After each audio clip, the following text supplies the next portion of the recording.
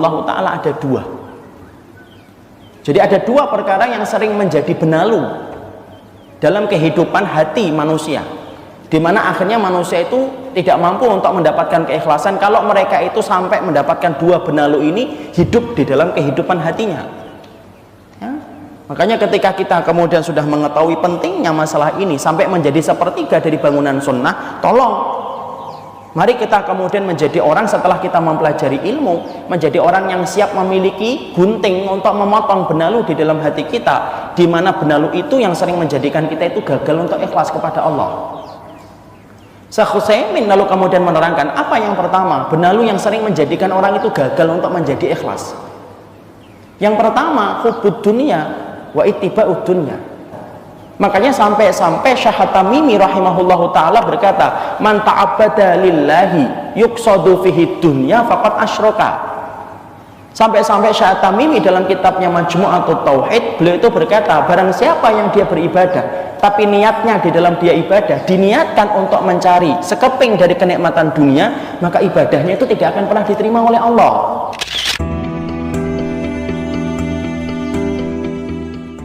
Makanya para salaf itu ketakutan. Dikisahkan dalam beberapa riwayat ketika mereka mendapati satu kenikmatan setelah mereka beribadah, mereka itu ketakutan sampai mereka itu berkata, "Gek, jangan-jangan kami dikasih oleh Allah dunia, jangan-jangan dunia ini yang kami dapatkan ini menggugurkan pahala kami nanti di akhirat." Kenapa? Karena mereka ngerti ibadah kalau sudah diniatkan untuk dunia itu merusak pahala kelak di akhirat. Makanya Masya Allah, kalau kita kembalikan kepada perkataan dari Abdullah bin Mubarak, sampai Abdullah bin Mubarak itu berkata, seorang tabi'in yang paling mirip kehidupannya dengan para sahabat karena seringnya bersama para sahabat. Abdullah bin Mubarak itu sampai berkata, setiap aku melihat para sahabat ketika mereka membaca Al-Quran, tidak ada yang paling banyak menyebabkan para sahabat itu menangis kecuali dua ayat yang sering aku lihat. Apa dua ayat yang paling banyak membuat para sahabat itu menangis ketika mereka membaca Al-Quran? Bukan Al-Baqarah, bukan Ali Imran, tapi paling banyak yang membuat para sahabat itu menangis ketika mereka membaca Al-Quran dan mereka betul-betul ketakutan ketika mereka membaca dua ayat itu, yaitu surat Hud ayat 15 dan 16. Allah berfirman pada dua ayat ini, "Man kana yuridul hayatad dunya wa zinataha nuwaffi ilaihim a'malahum fiha wa hum fiha la yubkhasun. Ulaika alladzi laysa lahum fil akhirati illa an-nar wa habita ma sana'u wa batilum ma kanu ya'malun." Ini loh dua ayat yang menjadikan para sahabat itu kalau setiap mereka membaca itu nangis, tenggelam dalam sedihnya, nangis mereka. Apa artinya terjemahnya? Allah berfirman di dalam ayat ini, "Man kana yuridul hayatad dunya." Barang siapa orang yang dalam kehidupan di dunia yang dia inginkan hanya untuk mendapatkan dunia tok, maka kami berikan dunia kepada mereka la yubkhasun, tidak dikurangi oleh Allah. Ulaika laisa lahum fil akhirati ilan nar, tapi kelak dalam kehidupan di akhiratnya mereka tidak mendapatkan apapun ilan nar, kecuali neraka. Wa habita ma sana'u fiha wa batilum ma kanu ya'malun. Sia-sia apa yang mereka lakukan, batal atas apa yang mereka usahakan. Inilah yang kemudian tidak kita sadari di antara dosa yang banyak di antara kita belum tahu tentang ilmunya adalah dosa menjadikan ibadah itu cita rasa dunia. Padahal ini termasuk di antara perkara yang sudah Allah tegaskan, siapapun yang menginginkan dalam kehidupan dunia hanya ingin dapat dunia saja, maka kami akan berikan dunia itu kepadanya tidak dikurangi. Tapi kelak dalam kehidupan di akhiratnya nggak mendapatkan apapun kecuali neraka. Sia-sia apa yang mereka lakukan, batal atas apa yang mereka usahakan. Sekarang dalam prakteknya banyak nggak orang yang kemudian mereka ketika ibadah, tapi niat yang tersembunyi di dalam hati mereka itu apa? Bukan untuk ridhonya Allah, tetapi niat yang tersembunyi di dalam hati mereka ketika mereka beribadah itu niatannya adalah untuk mendapatkan sekeping dari kenikmatan dunia. Dia beribadah tapi hanya untuk mendapatkan dunia, maka orang semacam ini dikatakan oleh Allah, kami kasih dunia kepada mereka tidak dikurangi, kelak di akhiratnya nggak dapat apa-apa kecuali neraka. Sia-sia apa yang mereka lakukan, batal atas apa yang mereka usahakan. Ya? Allah Pak, mau kita beribadah riak saja menjadikan ibadah kita tidak diterima kok. Apalagi kemudian kita beribadah tetapi niat yang tersembunyi di hati kita itu apa? Yaitu niatan untuk dunia dan materi. Allah kasih sebagai bentuk istidraj, tapi kelak di akhiratnya nggak dapat apa-apa. Maka bisa jadi ada orang yang ditimbang oleh Allah, dia kemudian melihat, loh sholat saya mana? Loh sholat kamu kan hanya untuk rumah. Puasa saya mana? Loh puasa kamu kan supaya proyek kamu berhasil. Sudah aku kasihkan proyeknya. Malah haji saya, loh haji kamu kan supaya kamu itu mendapatkan ini dan mendapatkan itu. Loh sedekah saya mana? Sedekah kamu kan hanya untuk ini dan hanya untuk itu. Sudah aku sempurnakan dalam kenikmatan kamu di dunia, tapi di akhiratnya nggak dapat apa-apa. Padahal banyak loh di antara kita yang tidak sadar, kita ini beribadah tetapi tersembunyi di dalam hati kita itu apa? Niatan bahwasanya ibadah itu hanya untuk mendapatkan sekeping dari kenikmatan dunia. Karena inilah zaman fitnah ketika dunia itu menguasai kehidupan kita, sampai ibadah pun menjadi rusak disebabkan karena ingin untuk mendapatkan dunia. Coba Pak, kita lihat kehidupan kita ketika nyekolahkan anak. Ayo deh kita jujur melihat. Kita dulu ketika sekolah itu niatnya apa? Niatnya kita sekolah dulu adalah supaya ketika SMP pindah ke SMA, supaya ketika di SMA kita mendapatkan sekolah favorit. Ketika dari sekolah favorit SMA kemudian kita pindah ke universitas. Kenapa? Supaya favorit dan supaya gampang untuk mencari pekerjaan. Padahal Rasulullah SAW mengatakan dalam riwayat yang lainnya, man ta'allamal ilma yubtagha bihi wajhullah la yata'allamuhu illa liyusiba aradan minad dunya lam yarih raihatal jannah. Padahal Nabi jelas mengatakan, barang siapa yang mencari ilmu yang niatannya harus karena Allah untuk mencari wajahnya, tapi dia mencari ilmu hanya untuk mendapatkan sekeping dari kenikmatan dunia, lam yarih raihatal jannah, dia tidak akan pernah mencium baunya surga. Masya Allah. Makanya hari ini nanti kita pulang, kita kasih tahu anak-anak kita, nak kalau kamu sekolah dari jam 7 sampai jam 12, bahkan jam 7 sampai jam 4 sore katanya nanti, niatkan karena Allah nak, bukan karena pengen dunia. Duniamu sudah diatur oleh Allah, duniamu sudah dijamin oleh Allah, tidak perlu kamu merusak akhirat kamu hanya untuk mendapatkan dunia yang sudah dijamin oleh Allah. Dulu kita, alhamdulillah kita punya kesempatan hari ini belajar Pak.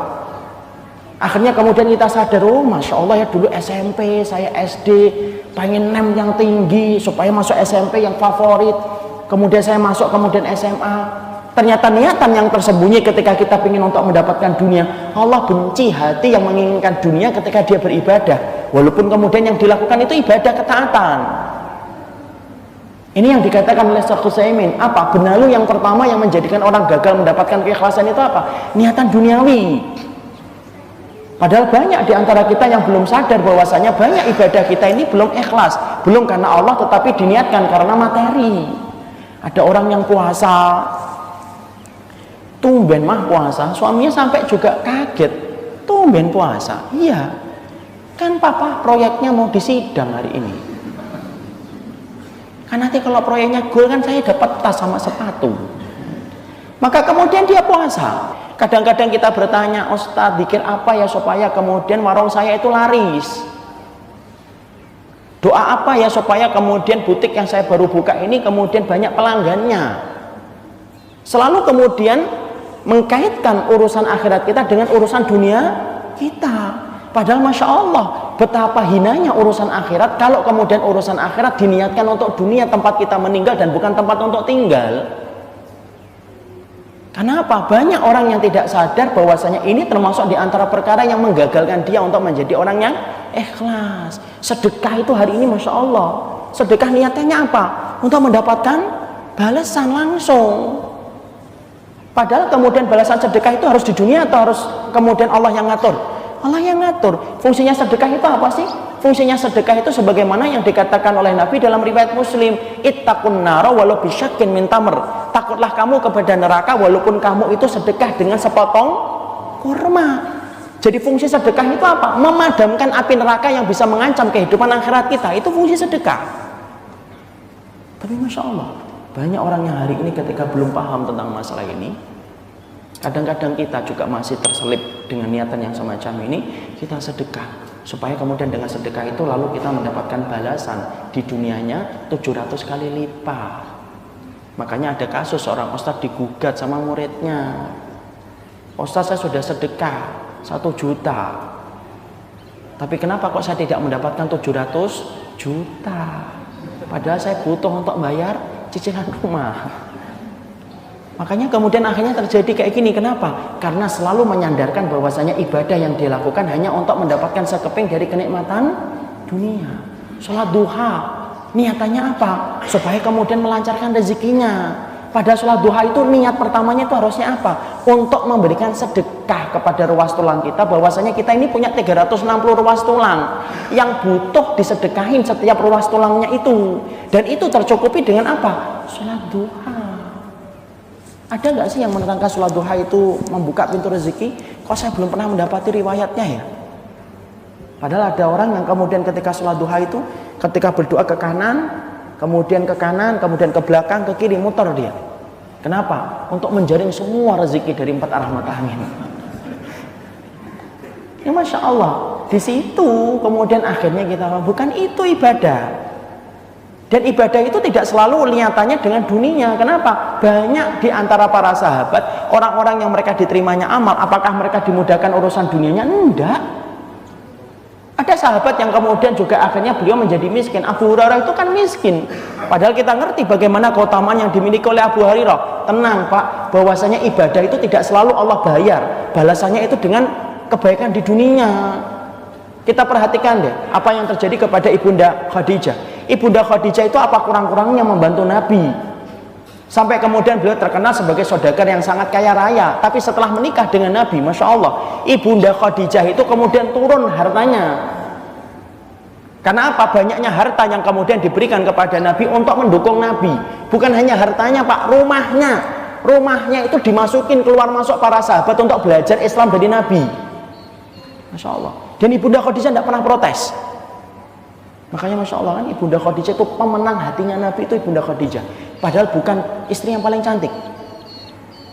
Ibunda Khadijah ketika beliau meninggal dunia bersamaan dengan tahun ketika Abu Thalib itu meninggal dunia, perhatikan apakah hartanya Ibunda Khadijah itu kemudian menjadi lebih banyak dari sebelum dia menikah dengan Nabi? Tidak, jauh lebih berkurang ketika kemudian menikah dengan Nabi. Padahal kita sepakat Ibunda Khadijah termasuk wanita, Ibunda Khadijah termasuk wanita yang dijanjikan surga. Bahkan rumahnya dikatakan oleh Nabi, rumahnya terbuat dari permata, kemudian hening rumahnya. Hening rumahnya Ibunda Khadijah. Kenapa disebut dengan kata hening dan sepi? Untuk menggantikan keributan yang dirasakan oleh Ibunda Khadijah ketika dia membuka pintunya menjadi tempat para sahabat belajar. Saya kemarin tuh nyampaikan kajian pemenang hatinya Rasul. Siapa itu? Ibunda Khadijah. Saya akhirnya paham ketika membaca sirahnya, detail itu akhirnya paham. Masya Allah, pantas ya kalau Ibunda Khadijah itu sampai dicintai Nabi lebih besar daripada cinta beliau kepada Aisyah radhiyallahu anha. Padahal bukan yang paling cantik Pak. Siapa yang cantik? Ibunda Zainab cantik. Ummu Salamah jangan dikira nggak cantik loh. Ummu Salamah itu cantik. Makanya sampai Ibunda Aisyah itu berkata, ketika aku mendengar Nabi akan menikahi Ummu Salamah, maka aku kemudian terbayang-bayang dengan kecantikan Ummu Salamah. Ya, Maria Qibtiyah cantik, tapi ternyata yang memenangkan hatinya Nabi itu siapa? Ibunda Khadijah. Makanya Ibunda Khadijah kalungnya saja pernah dibawa oleh salah satu putrinya, kalau nggak salah Ruqayyah atau Ummu Kulsum, terbawa, terlihat oleh Nabi. Nabi itu langsung meleleh air matanya hanya melihat kalungnya karena teringat dengan istrinya. Tapi apakah Ibunda Khadijah diganti oleh Allah hartanya di dunia? Enggak. Allah tidak ganti di dunia, tapi Allah mengganti di akhiratnya dengan pahala sempurna, dengan rumah yang paling megah untuk Ibunda Khadijah. Di situ kita paham, tidak semua ibadah akhirat itu dibayar kontan dengan balasan di dunia. Supaya kemudian apa? Jangan sedikit-sedikit kita menyalahkan ibadah kita. Karena secara tidak sadar kadang-kadang kita itu menyalahkan ibadah kita. Wah rugi nih, bangkrut kita, dagangan kita. Ini pasti gara-gara sholat malam kita ini kurang. Ini pasti kemudian sedekah kita kurang. Bahkan kadang-kadang ada orang yang kemudian kecopetan handphone saja, itu kemudian yang nyopet itu bisa nyalain orang yang kemudian menjadi korban. Saya itu pernah Pak, kehilangan handphone biasa, hilang, diambil di bis. Saya SMS, saya telepon masih nyambung, saya SMS, Pak kembalikan Pak, saya perlu phonebooknya. Dijawabnya apa? Tidak apa-apa, ini karena kamu kurang sedekah, makanya saya ambil handphone. Oh, hubungannya. Saya harus mikir apa saya kurang sedekah ya. Loh, apa hubungannya? Itu sudah takdir, hilang gitu loh. Tapi ternyata mainstreamnya masyarakat kita itu selalu kemudian, oh kalau dapat musibah itu gara-gara ibadahnya kurang, kalau kemudian berhasil itu pasti ibadahnya berhasil pula. Masya Allah. Kalau kita kemudian sudah salah mengartikan balasan, nah ini bahayanya. Makanya para sahabat itu paling khawatir kalau kemudian mereka itu mendapatkan balasan langsung dari ibadah yang mereka kerjakan. Mereka itu kan nangis kalau dapat dunia. Kenapa? Kami khawatir jangan-jangan balasan kami di akhiratnya sudah disegerakan oleh Allah di dunia, nanti di akhiratnya nggak dapat apa-apa. Masya Allah. Kenapa mereka semacam itu? Karena hati mereka itu ngerti sepertiga dari kehidupan ikhlas itu apa? Menginginkan hanya untuk dunia tok. Kalaupun kita ditakdirkan oleh Allah gagal dalam urusan dunia, bukan karena urusan akhirat kita yang kurang, bukan, tapi memang takdirnya memang segitu. Allah itu bagi dunia itu tergantung Allah loh Pak, bukan tergantung kita. Mangkana yuridul ajilata ajjalna lahu fiha ma nasya liman nurid. Itu dalam surat Al-Kahfi Allah mengatakan, mangkana yuridul ajilah, barang siapa yang ingin kehidupan dunianya, ajjalna lahu fiha ma nasya, kami segerakan dunianya untuk mereka, ma nasya, yang kami kehendaki, liman nurid, bagi yang kami mau. Apakah semua orang yang kemudian ngikutin dunia dan berusaha 24 jam nyari dunia itu pasti berhasil? Belum tentu. Kalau memang Allah tidak menginginkannya. Kenapa? Ada kata-kata manasya lima nurid, bagi yang kami mau dan kami kehendaki. Kalau tidak dikehendaki ya sudah. Makanya ini jawaban dari pertanyaan kita. Kenapa ya Ustadz saya punya teman ranking 30, pada satu kelas 31, yang satu keluar sebelum pembagian rapot. Tapi ternyata hari ini kemudian dia lebih berhasil daripada saya, hartanya lebih banyak daripada kita. Ya itu memang pembagian dari Allah. Saya punya teman tidak tamat SMP Pak, tidak tamat SMP, tapi sekarang usahanya Masya Allah, punya rental AC, outdoor, punya jasa kemudian penyewaan. Apa itu? Apa yang namanya itu? Tenda untuk pernikahan, omsetnya Pak, itu puluhan miliar. Padahal kemudian tidak tamat SMP. Jangan kemudian setelah ini pulang nak, tidak usah tamat SMP nak. Tapi kenapa? Itulah yang dikatakan oleh Allah, manasya lima nurid, yang kami mau dan kami kehendaki. Kalau kita sudah mengerti bahwasanya dunia itu diatur oleh Allah, ya tidak perlu bagi kita merusak kehidupan akhirat hanya untuk mendapatkan dunia yang sudah dijamin oleh Allah. Duniamu ikhwan itu sudah diatur oleh Allah. Yang belum dijamin oleh Allah itu apa? Akhiratmu belum dijamin oleh Allah. Kenapa? Akhiratmu nanti disandarkan oleh Allah berdasarkan amal perbuatanmu. Ya kalau kita sudah ngerti bahwasanya dunia kita sudah dijamin oleh Allah, lalu ngapain kita meniatkan sholat kita untuk dunia sudah dijamin oleh Allah? Lalu ngapain kemudian ibadah kita niatkan untuk duniawi, untuk kemudian padahal itu sudah dijamin oleh Allah? Merusak sholat kita, merusak sedekah kita, sampai kita niatkan ibadah untuk cita rasa dunia. Padahal kata Syekh Utsaimin itu apa? Yang pertama yang menjadi benalu dalam kehidupan hati orang itu gagal untuk ikhlas, yaitu adalah ketika mereka itu meniatkan dunia ketika beribadah. Makanya Masya Allah, ini yang kita khawatirkan. Makanya sampai Nabi berkata, Allahumma la taj'alid dunya akbaru hammina, ya Allah jangan engkau jadikan dunia itu menjadi obsesi terbesar dalam kehidupan kami. Dunia kita sudah dijamin oleh Allah Pak. Sudahlah, tidak usah kemudian kita mengorbankan kehidupan akhirat kita hanya untuk dunia. Sampai kita melakukan ketaatan, sholat malam, sedekah, niatannya dunia terus. Masya Allah. Karena apa? Karena itu sudah dijamin oleh Allah. Kalaupun kamu tidak melakukannya, kalau memang Allah memberikan dunia itu melalui takdirnya, pasti kamu akan dapat. Dia kita tenang.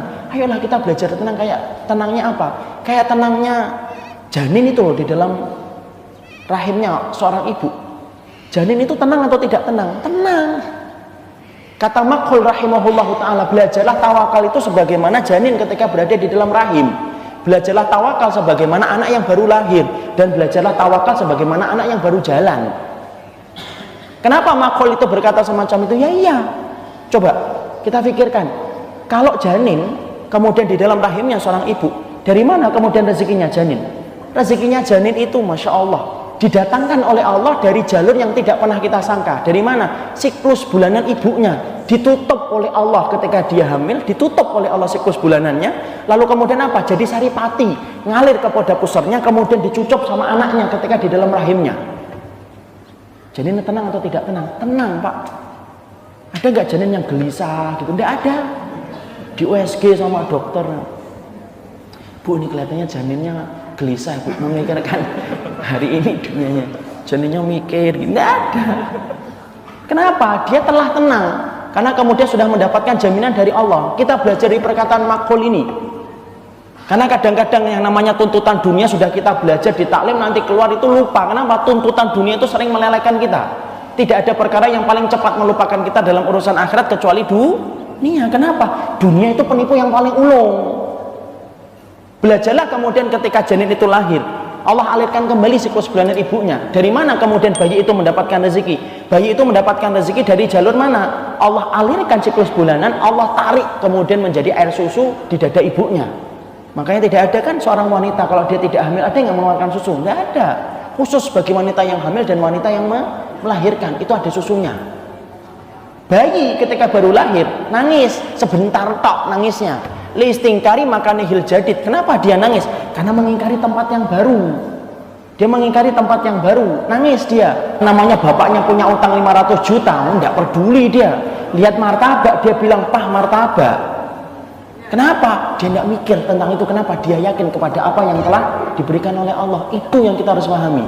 Kenapa kita harus meyakinkan ini? Supaya kita paham, duniamu sudah dijamin oleh Allah. Tidak perlu kita merusak kehidupan akhirat kita dengan dunia. Karena apa? Banyak ibadah dengan cita rasa dunia yang merusak kehidupan akhirat. Ustadz, bagaimana kalau konteksnya ada ibadah-ibadah yang memang dijanjikan dengan pahala-pahala di dunia? Contohnya, ittabi'u bil haji wal umrah fa innahuma yanfiyanil faqra kama yanfi an-naru khabasal hadidi. Sebagaimana dalam satu riwayat Rasulullah mengatakan, sertailah hajimu dan umrahmu, yaitu dengan sertailah pekerjaanmu di dalam dengan haji dan umrah. Sesungguhnya haji dan umrah menghilangkan kefakiran sebagaimana api menghilangkan karat-karat besi. Bagaimana kalau kemudian kita beramal dengan itu? Maka Imam Ibnu Qudamah memiliki jawaban. Beliau berkata, apabila ada ibadah-ibadah khusus di mana memang disebutkan oleh Nabi bahwasanya ibadah itu bernilai dengan pahala dunia, maka wajib bagi orang yang beribadah tetap meniatkan untuk akhiratnya. Baru yang kedua, dia berharap untuk mendapatkan dunia itu kalau memang diberikan oleh Allah, dan tetap husnudzon kepada Allah walaupun dunia itu tidak dikasihkan kepadanya. Ya, jadi misalkan kita sedekah, ya, sudah kemudian dikasih 700 kali lipat. Allah memberikan itu, dan ingat 700 kali lipat itu Allah tidak pernah menceritakan harus di dunia. Dia kasihkan 700, dia kasihkan sedekah, dia harapannya 700 kali lipat. Ternyata baru sebentar dia sedekah, tiba-tiba dia mendapatkan mobil contohnya. Maka dia husnudzon, moga-moga itu merupakan bagian dari kebaikan. Tetapi yang dia inginkan, ya Allah, bukan hadiah mobil ini yang aku inginkan, ya Allah, tapi pahala di sisimu yang lebih aku cintai di akhirat, yang lebih aku senangi daripada balasan di dunia. Itu kata Imam Ibnu Qudamah. Jadi kalau kemudian kita beramal, kita kemudian habis puasa, kok tiba-tiba ada yang ngasih kita kebuli, ya Allah, sebenarnya puasa saya bukan karena kebuli ini, tapi memang untuk urusan akhiratmu, dan kebuli ini aku sunut dan merupakan bagian kebaikan yang disegerakan kepadaku sebelum kebaikan nanti di akhirat. Karena yang kita khawatirkan surat Hud 15 dan 16. Makanya Masya Allah, orang itu tidak akan pernah disebut paham sunnah sampai satu, mengikhlaskan. Dan ikhlas itu apa? Ikhlas itu adalah yang pertama, dia menghilangkan keinginan duniawi atas ibadah yang dia kerjakan. Yang kedua, ikhlas itu bagaimana? Ikhlas itu yang kedua adalah bagaimana seseorang yang kemudian ikhlas, ya, dia betul-betul kemudian tidak menginginkan puja dan puji manusia. Tidak ada yang dia inginkan kecuali adalah mendapatkan keridhaan dari Allah Subhanahu wa Ta'ala. Jadi tidak ada di dalam hatinya itu keinginan untuk kemudian mendapatkan pujian. Dan orang-orang yang kemudian ikhlas itu adalah orang-orang yang mereka itu memiliki spesifikasi. Bagaimana orang yang ikhlas yang tidak mengharapkan pujian? Setidaknya ada 3 sifat yang dimiliki oleh orang yang betul-betul ikhlas. Yang pertama apa? Yaitu adalah kitmanul hasanati. Yaitu yang pertama adalah dia menyembunyikan kebaikan yang dia kerjakan. Itu orang yang ikhlas, yang tidak mengharapkan pujian dan tidak mengharapkan sanjungan dari manusia. dia menyembunyikan kebaikan yang dia kerjakan. Orang Pak dan Ibu, orang yang ikhlas, mereka itu memiliki gudang rahasia, di mana gudang rahasia itu tempat dia menaruh ibadah-ibadahnya tidak diketahui oleh manusia. Kenapa? Orang yang ikhlas, amalan tersembunyinya lebih banyak daripada amalan yang nampak. Itu orang yang ikhlas. Nah sekarang pertanyaannya, kalau kita berkaca dalam cermin kehidupan kita, saya ini tuh ikhlas atau tidak? Ya dijawab saja, kamu sudah berapa banyak amalan yang sudah kamu sembunyikan dari mata manusia. Kenapa? Para salaf itu terkenal menyembunyikan amal. Makanya sampai Salamah bin Dinar itu berkata, uktumu hasanataka asyaddu min sayyi'atika. Tutup amal kebaikanmu sebagaimana kamu nutup amal keburukanmu. Makanya Masya Allah, mereka itu ketakutan betul ketika mereka itu melakukan amal, dan mereka tutupin itu. Bahkan dalam sholat mereka, dalam sholat sunnah mereka, dalam puasa sunnah mereka, dalam semua ibadah mereka itu mereka tutup-tutupin. Kenapa? Itulah sikap yang tumbuh secara alami kalau orang itu ikhlas. Makanya Masya Allah, lihat aja Nabi. Nabi itu kenapa kemudian beliau itu sholat sunnahnya di rumah? Ya untuk mengajarkan para sahabat untuk ikhlas. Makanya kemudian Nabi itu apa? Mengatakan la sholata illa fil baiti. As-sholatu fil baiti illal maktubah. Sholat itu di rumah kecuali sholat wajib. Kenapa sih sholat sunnah kita ini kemudian dihikmahkan, disunahkan untuk kemudian di rumah? Supaya menghindari mata manusia, supaya tidak melihat kamu itu selalu sholat sunnah di masjid. Ya, makanya Masya Allah, sampai kemudian kita mendapati kisah yang luar biasa. Ada kisah dari Dawud bin Hindun. Dawud bin Hindun itu puasa 40 tahun sunnah, tapi keluarganya tidak ada yang tahu kalau dia itu puasa sunnah. Bagaimana itu kok bisa terjadi? Itu kebangetan banget istrinya itu, kalau suaminya puasa tidak ngerti. Bukan begitu. Dawud bin Hindun sampai menyembunyikan puasanya, itu sampai istrinya pun tidak tahu kalau dia itu puasa. Apa yang dilakukan oleh Dawud bin Hindun? Lihat bagaimana gudang rahasianya Dawud bin Hindun. Dawud bin Hindun itu kalau kemudian dia pergi, dia pedagang di pasar. Maka setiap pagi sang istri menyediakan makanan, sarapan. Dibawa sarapan itu dibungkus oleh Dawud bin Hindun, dibawa ke pasar. Keluarganya menyangka Dawud bin Hindun sarapannya di pasar. Di tengah perjalanan, apa yang dilakukan oleh Dawud bin Hindun? Dawud bin Hindun kemudian menyerahkan masakan itu kepada fakir miskin yang ada di pinggir jalan. Sampai ada fakir miskin yang mendapatkan sarapan dari Dawud bin Hindun 40 tahun. Diserahkan, kemudian dia pergi ke pasar. Kemudian orang di pasar menyangka kalau mereka ngajak ayo makan sarapan, Dawud bin Hindun kemudian hanya tersenyum. Orang menyangka bahwasanya Dawud bin Hindun itu sudah sarapan di rumah. Lalu kemudian ketika sore, apa yang dilakukan Dawud? Sebelum sore, sebelum pulang habis sholat asar, Dawud bin Hindun kemudian persiapan untuk pulang, dia beli makanan di pasar, dia bawa pulang. Kemudian orang kemudian di rumahnya itu berpikir, oh Dawud bin Hindun tidak puasa, itu nyatanya dia beli makanan. Kemudian makanan itu dibeli di pasar, kemudian ternyata hanya dibungkus stok, kemudian dibawa pulang ke rumah untuk dimakan bersama keluarganya ketika maghrib baru dimakan. Dan tidak ada yang tahu itu selama 40 tahun. Kapan diketahuinya? Setelah meninggal dunia, ketika orang yang di pasar sama orang yang di keluarga itu menceritakan, barulah mereka tahu ternyata Dawud bin Hindun puasa 40 tahun. Gudang rahasianya tertutup rapi, tidak ada yang tahu. Orang kalau kemudian mengatakan, saya orang yang sudah belajar sunnah, pertanyaannya, kamu sudah punya gudang rahasia amal belum? Karena apa? Allah itu paling senang kalau kemudian hambanya menyembunyikan amalnya. Itu paling Allah senang. Kenapa? Allah tidak suka ketika ada seorang hamba menukarkan ibadahnya untuk mata manusia, maka Allah kurangi pahalanya. Tapi ketika seorang pedagang dari seorang mukmin, ketika dia beramal hanya dia tujukan kepada Allah dan hanya Allah yang tahu, semakin sedikit mata yang tahu, semakin Allah itu senang dengan ibadah tersebut. Makanya Masya Allah, sampai Abdullah bin Mubarak itu kalau kemudian puasa sunnah, lalu kemudian ternyata ketika beliau puasa sunnah ditanya sama orang, kemudian ditawari makanan atau minuman, beliau rela untuk membatalkan puasanya. Kenapa? Karena saya khawatir ketika saya menjawab puasa, saya ini keberatan untuk menjaga niat selama sisa hari yang saya lewati. Padahal Abdullah bin Mubarak, Pak, Abdullah bin Mubarak itu, padahal kita ngerti di dalam kitab Nahnu min Akhlaqis Salaf itu diterangkan Abdullah bin Mubarak itu pernah ada seorang tabi'in yang penasaran dengan Abdullah bin Mubarak. Kenapa Abdullah bin Mubarak menjadi orang yang paling diutamakan di antara kita? Sampai kemudian akhirnya terungkap rahasia bagaimana para tabi'in itu menghormati Abdullah bin Mubarak. Yaitu ketika dalam perjalanan, lalu kemudian ketika orang itu menghidupkan api unggun, Abdullah bin Mubarak masih kelihatan sama orang yang kemudian ingin tahu apa keutamaan Abdullah bin Mubarak. Allah menakdirkan untuk memberikan jawaban kepada wali-walinya. Allah matikan api unggun itu. Ketika mati api unggun itu, maka orang tadi tidak melihat Abdullah bin Mubarak ketika dalam keadaan gelap. Bergegas dia langsung kemudian berusaha sambil meraba-raba mendekati tempat duduknya Abdullah bin Mubarak. Yang lainnya berusaha untuk menghidupkan api unggun itu. Ketika api unggun kemudian sudah mulai dihidupkan, barulah kemudian tadi orang yang penasaran dengan Abdullah bin Mubarak mendapati Abdullah bin Mubarak ketika mendapati api unggun itu hidup, berusaha untuk mengeringkan air mata yang ada di matanya dan jenggotnya basah dengan tetesan air mata.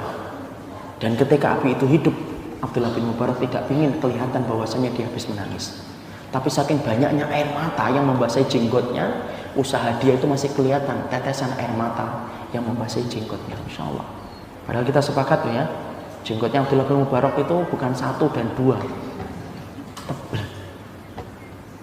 Makanya kemudian luar biasa Abdullah bin Mubarak. Abdullah bin Mubarak kalau puasa, maka dia katakan oleh para ulama, dia rela untuk membatalkan puasanya. Kenapa? Dia khawatir bagaimana menjaga hatinya di dalam menyelesaikan sisa harinya. Saking ingin menyembunyikan, bukan berarti kita nanti kemudian langsung membatalkan, gini, enggak. Tapi saking kita mengambil pelajaran, saking semangatnya besar Abdullah bin Mubarak itu menjaga hatinya. Padahal menjaga hati itu susah atau tidak? Susah banget. Kita sepakat deh, apa yang disampaikan oleh Abdullah Tusturi, tidak ada perkara yang paling berat kecuali adalah menjaga hati.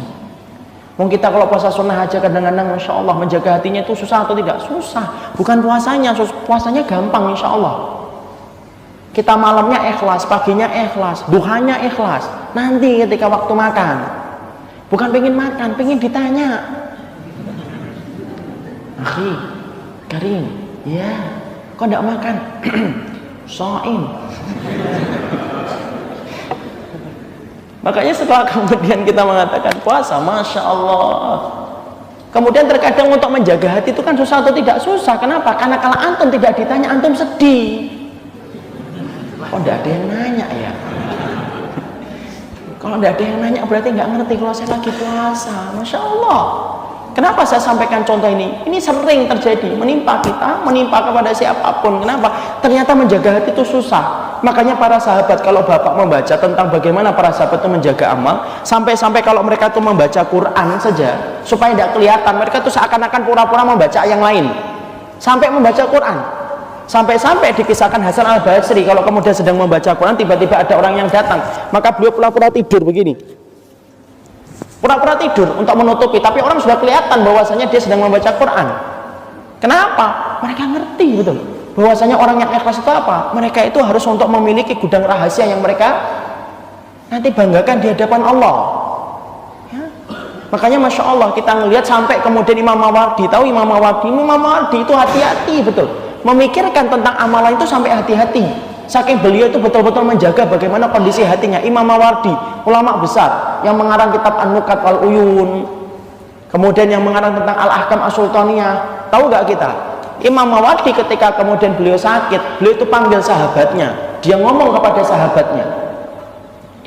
sahabatnya. Aku ini menyusun banyak buku. Dan buku-buku itu aku tulis, aku ngerasa belum ikhlas. Aku tidak berani untuk kemudian menyebarkan buku itu. Kenapa? Sesuatu yang datang dari yang tidak ikhlas itu tidak akan pernah menembus hati. Tapi aku khawatir umat ini tidak ngerti ilmu yang aku ketahui, supaya aku pingin supaya itu mereka itu ngerti ilmu yang aku sampaikan karena datang dari Nabi. Tapi aku mendapati diriku berkecamuk perang antara ikhlas dan tidak ikhlas. Tahu tidak apa yang kemudian diminta oleh Imam Mawardi? Nanti kalau sakitku semakin berat, tolong datang ke sini ya. Kemudian kamu letakkan tanganmu di atas telapak tanganku. Kalau aku genggam tanganmu, berarti aku mendapati hatiku tidak ikhlas. Kamu pergi, ini kunci rumahku, kamu pergi ke sana, kamu bakar semua kitabku itu tanpa ada yang kamu sisakan. Kenapa? Sesuatu yang tidak ikhlas itu tidak membawa faedah untuk umat. Masya Allah. Tapi kalau kamu mendapati aku tidak menggenggam tanganmu, maka pergilah kamu, sebarkan ilmu itu, sampaikan ilmu itu, supaya kemudian ilmu itu bermanfaat bagi manusia. Masya Allah. Tidak selang beberapa lama, kemudian Imam Mawardi dalam keadaan semakin berat sakitnya. Apa yang terjadi? Kemudian sahabatnya itu datang, meletakkan tangannya di atas tangan Imam Mawardi. Dan sampai Imam Mawardi nazak dalam sakratul mautnya, meninggal dunia, maka Imam Mawardi tidak menggenggam tangan sahabatnya. Yang menunjukkan apa? Imam Mawardi sudah mendapati sedikit, secacah titik keikhlasan. Pergilah sahabatnya, kemudian akhirnya bukunya itu sampai bermanfaat hingga hari ini, Pak. Sampai orang kafir itu banyak mengambil. Fondasi kenegaraan, tata negara itu salah satunya dari apa yang ditulis oleh Imam Mawardi rahimahullah ta'ala. Itu loh keikhlasan. Punya gudang rahasia. Makanya Masya Allah. Bukan berarti nanti kalau kita sudah kayak gini, bukan berarti kemudian kita bohong hanya untuk menyembunyikan amal. Itu juga tidak boleh. Boleh nggak kita kemudian berbohong untuk menyembunyikan amal? Puasa ya?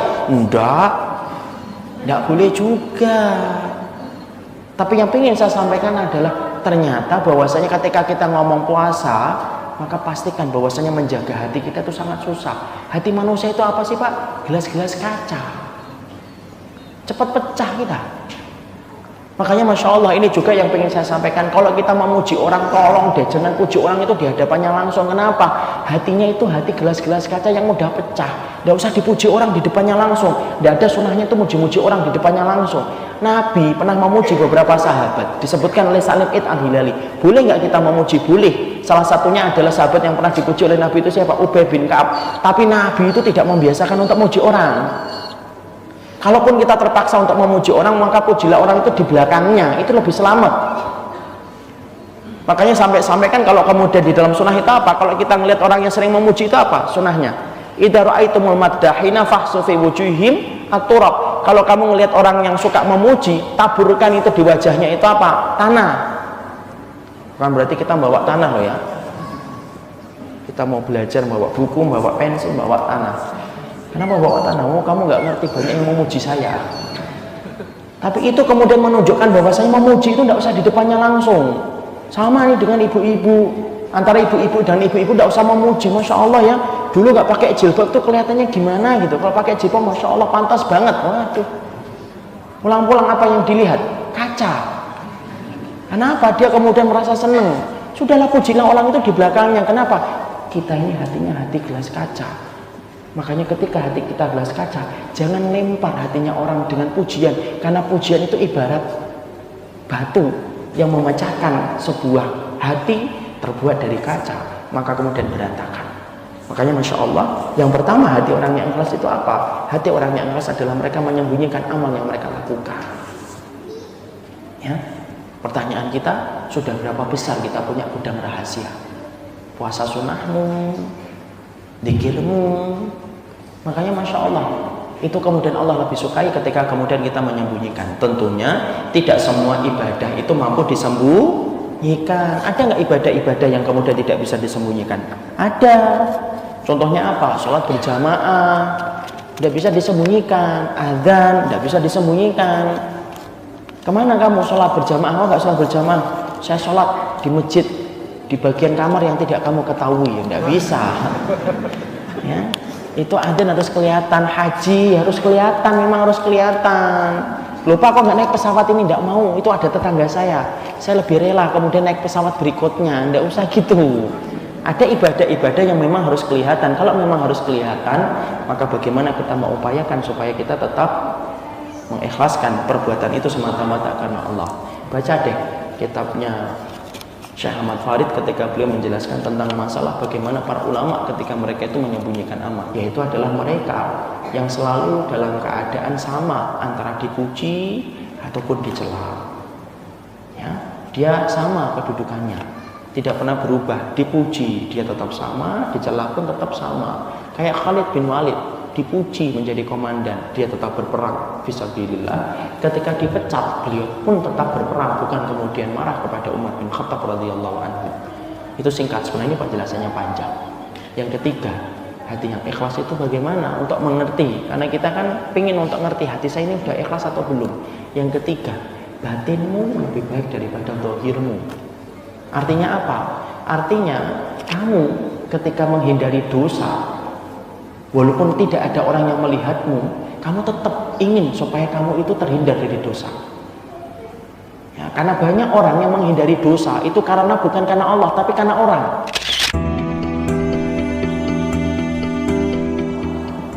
Ada orang yang kemudian tidak melakukan ini. Kenapa? Karena temannya ikhwan satu pengajian ikut sama dia. Kenapa tidak melakukan itu? Karena ada ustadznya. Kenapa tidak melakukan itu? Ya karena ada sahabatnya. Dia meninggalkan dosa itu bukan karena Allah, tapi dia meninggalkan dosa karena pandangan manusia. Itu namanya batinnya rusak. Kenapa? Karena dia menyembunyikan apa yang tersembunyi di dalam hatinya. Orang yang ikhlas adalah batinnya itu lebih baik daripada zahirnya. Artinya ketika tidak ada mata yang memandang, tidak ada orang yang memperhatikan, dia tetap menjaga dirinya dari dosa itu walaupun tidak ada orang yang melihat atas apa yang dia kerjakan. Makanya di antara perkara yang bisa menggugurkan pahala kebaikan itu apa? Orang yang mereka solih di hadapan manusia tetapi menjadi orang yang rusak ketika tidak ada manusia.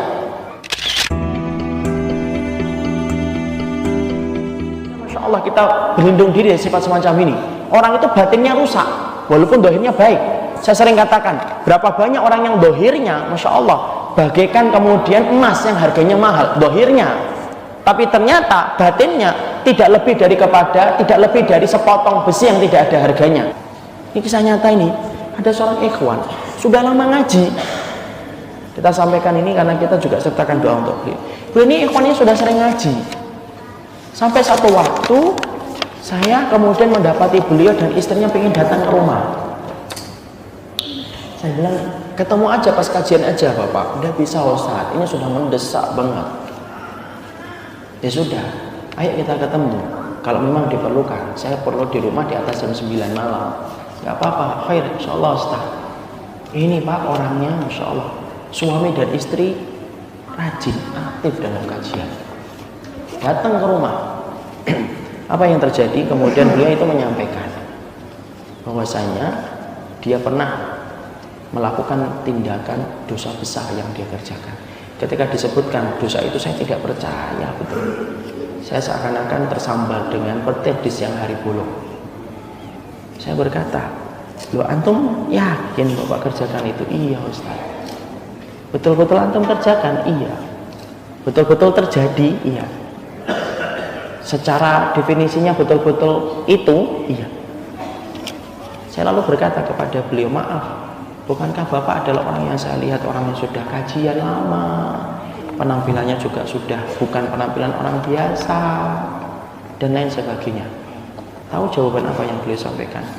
Masalahnya begini Ustaz, satu waktu ketika saya ditugaskan oleh kantor, yaitu kemudian pergi ke luar negeri untuk mengerjakan satu tugas dari kantor kami. Ada perempuan yang dari dulu itu memang dia mencoba untuk menarik perhatian dari saya.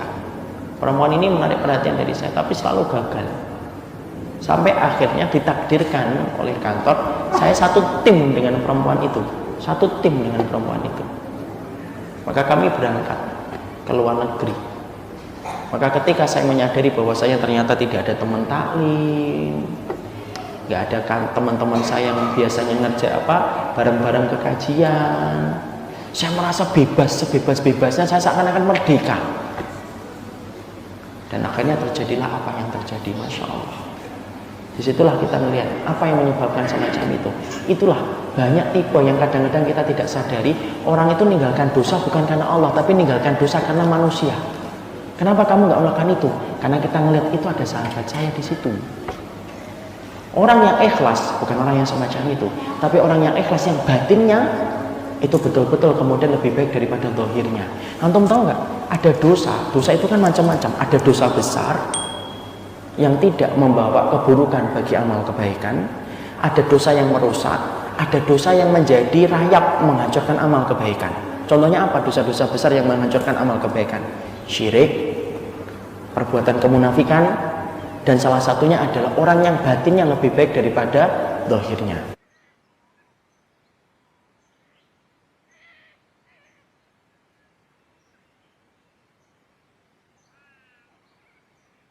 Semoga kita terhindar dari dosa ini.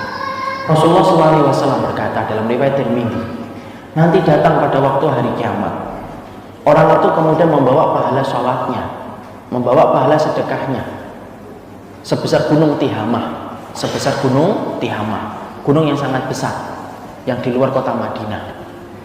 Fayaj'alallahu haba'an mansura, dalam waktu yang sekejap gunung Tihamah yang terdiri dari amal perbuatan yang dia kerjakan, fayaj'alallahu, dijadikan oleh Allah haba, debu yang kering, mansura, yang berterbangan tidak ada sisanya. Ada salah satu sahabat yang bernama Thauban, itu kemudian berkata kepada Nabi, ya Rasulullah, sibhum lana ya Rasulullah, hatta lanakuna minhum. Ya Nabi, tolong ya Rasulullah, terangkan kepada kami sifat orang itu supaya kami tidak termasuk orang kayak gitu. Perhatikan jawaban Nabi. Yusalluna kama tusallun, yasumuna kama tasumun, wa yatasaddaqun kama tatasaddaqun, illa annahum idza khallu bimaharimillah intahabuha. Rasulullah SAW bersabda, orangnya itu persis kayak kalian. Kalau kalian sholat, mereka sholat. Kalau kalian puasa, mereka puasa.